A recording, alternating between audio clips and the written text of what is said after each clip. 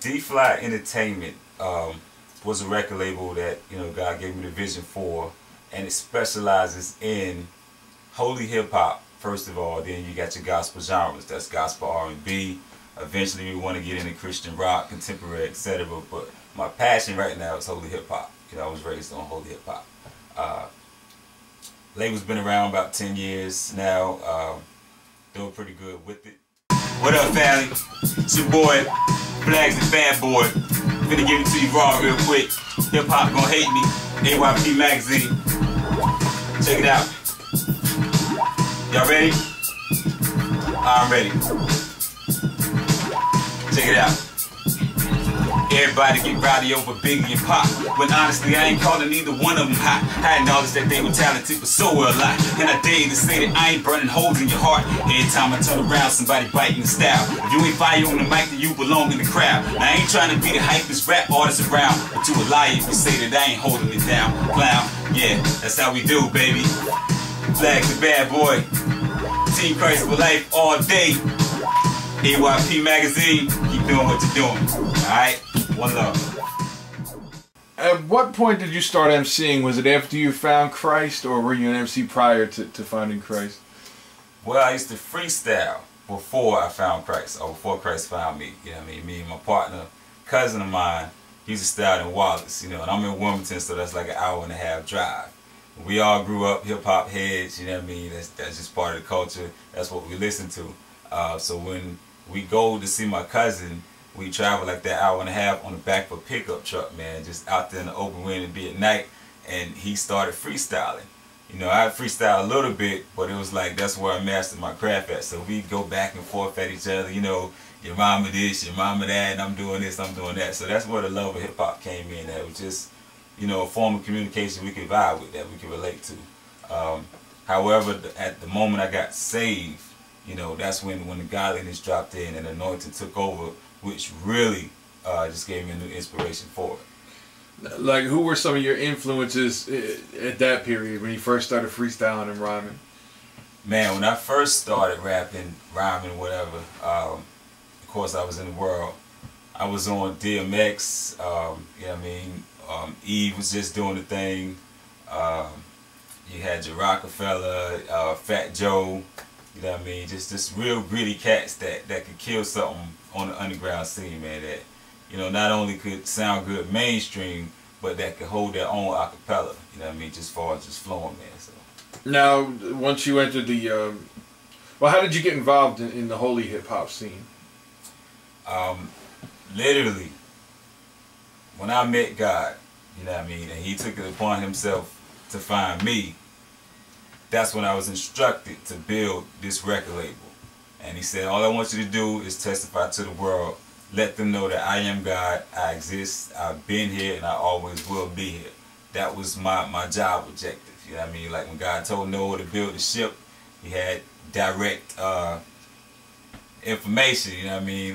Direct rules and regulations as far as how to do it, man. So I jumped on it with that in mind, and I've been building ever since, man. Ran into my biological father, who I wasn't raised with, but I ran into him shortly after I was saved and got into the ministry, and he directed me to the Holy Hip Hop organization, which is actually, you know, it's called Holy Hip Hop, and they had been doing this like years before I got into it. I just didn't know about them, so that's how I got into the Holy Hip Hop scene. Now you bring me to my next question. You were telling me about an encounter where you had this hot new concept to big up Jesus Christ lyrically, and you had no idea that there were other artists out there making it. And tell the story about how you started hearing other holy hip hop through your friend. Originally, and I think most Christians make this mistake, and it's easy to do because holy hip hop is not like secular hip hop. You know what I'm saying? You got billionaires supporting secular hip hop. So you got major radio stations, at least 5 or 6 in every city. You got your video channels, you got your award shows. Holy hip hop is not widely accepted like this. So it's almost like an underground art. You know what I mean? So the moment I got saved and began to do it, I was under the impression that I'm getting ready to create something new, something that has never been done before. What I wanted to do was take those same hot beats and instrumentals from the world and then put my lyrical content on it with God's anointing on it so that people can vibe with it, they can get their knock on, you know what I mean? But at the same time, it would be feeding their souls, you know what I mean? So I didn't want to be a carbon copy of anybody in the world, but I wanted that same craftiness, that same technique, the same sense of mastery and quality to go into my music that would get people dancing, you know what I mean? But at the same time would feed their souls. So I actually made my own beats, you know what I mean, in order to separate myself. I didn't want to grab something somebody else has already done tainted, destroyed, or marketed, or whatever. I want to do something different with that. Contrary to my surprise, people have been doing this 10 years before, but they just aren't getting any mainstream coverage. So just so happens out in the world, you know, working, trying to feed my family and whatnot, I started going through the temp agencies, you know, in order to get a job, and I came across this one warehouse where the manager happened to be a man of God. Right, real cool dude. His name was Terrell. I'll never forget him. And we deliver vinyl siding. You know what I mean? And on the rise from delivery drop to delivery drop, we just start talking about the goodness of God, man. Once he found out I had just got saved, man, he was like, brand new spark just came upon me. You know what I mean? He had that excitement on him. He wanted to teach me about, you know, how to live right. You know what I mean? How to gain more power, how to pray properly. And one thing he was adamant about was, you know, telling me, I need to get the gift of tongues, man. You got to get that gift of speaking in unknown tongues. That's what's going to fuel you, man, and give you that spiritual strength. And I had never spoken in tongues, you know what I mean? When I got saved, yeah, it was different, you know what I mean? And quite frankly, very different than the way most people will get saved or have been saved for God's own purpose. But I hadn't spoken in tongues.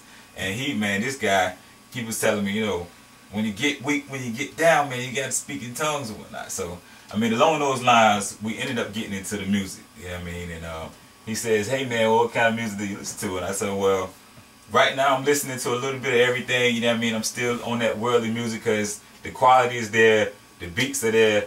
I can't say I'm really down with the message anymore, but I don't have any alternative other than music I'm making myself. And he was like, music you making yourself, so I mean, you rapping, you producing or what? So I began to tell him about my new mission and, you know, my new vision and what I was building upon. Let him hear some demos and whatnot. And he pulls out a CD and said, well, have you ever heard of these cats right here? You know, the first joint he let me hear, I believe it was BBJ. And I'm listening and I'm like, is that Biggie? Yeah, I thought Biggie was dead. I mean, when did he get time to get saved and drop this? Or was he saved and then, you know, he fell out later? He said, no, man, this is a cat named BBJ. And I was a big fan, so when I got BBJ, I was on it. So I'm listening to the dude, and he almost had exactly what I was trying to accomplish, man. He had that commercial feel to it, something you could ride to and bump in the club, etc. You know what I mean? But he still had that anointing on, like it had a message behind it. You know what I mean? It might not have been 100% on fire, but it was enough to get you over there to Christ. You feel me? And the very next track he let me hear was The Crossing. Man, I was blown away by these guys. I mean, you can tell when somebody really, truly, and genuinely loves the Lord, you know what I'm saying, they love God, they're serious about their walk from that lyrical content. The only thing that distinguished them from BBJ is if you had to compare them to somebody in a secular arena, you would compare them to like Jay-Z and, I'm sorry, not Jay-Z, the Locks, man, Jadakiss, and those cats, because you know they got the craft, they got the style, the stamina lyrically, but for the most part they remain underground for the beats they choose and the production they choose for whatever reason. So you would compare them along the same lines. They had the lyrical content and definitely that on fire anointing, but the instrumental just, it wasn't ready to be mainstream. But that was my first exposure to other cats doing it.